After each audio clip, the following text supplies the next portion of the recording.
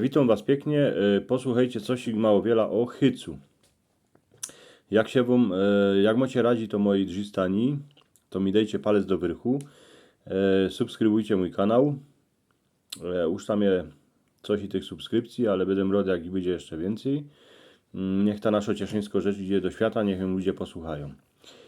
Tuż wspominacie sobie, jak niedawno był hyc, jak nam pomboczek hajcował z nieba. Przez dzień się człowiek chował w chałupie, a wylazowali my albo w czas rano, albo dziepro wieczór.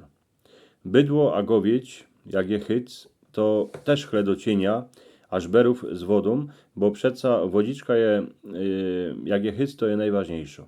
Ale hańdownie jak był hyc, to ludzie nie mogli siedzieć po całych dniach w chałupach, a w cieniu, bo na polu była robota.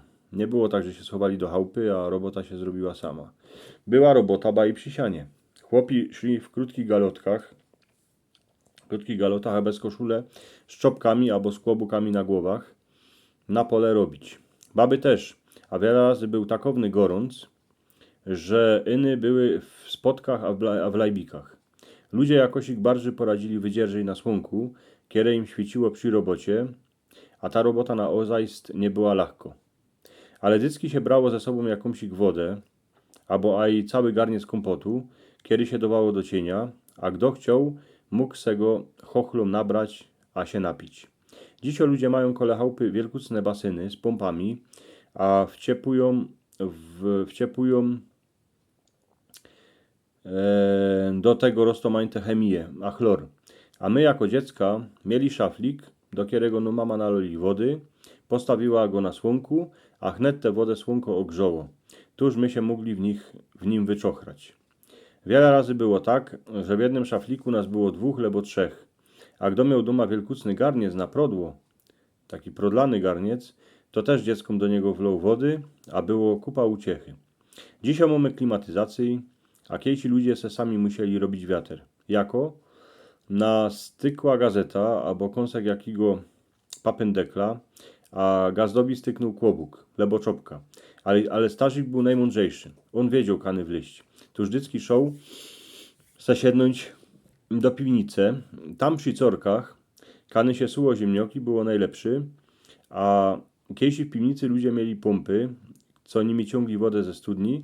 Tuż tam było wilgno, bo tam było furt, ta woda szła furt tymi rukami, a czasami i kapała. A stare chałupy miały chrube mury z cegły, tuż dycki niż ich słonko nagrzało, to trzeba było kupa czasu. Starka dycki prawili, co by nie otwierać okien ani drzwi, bo się puści hyc do chałupy, a mieli recht.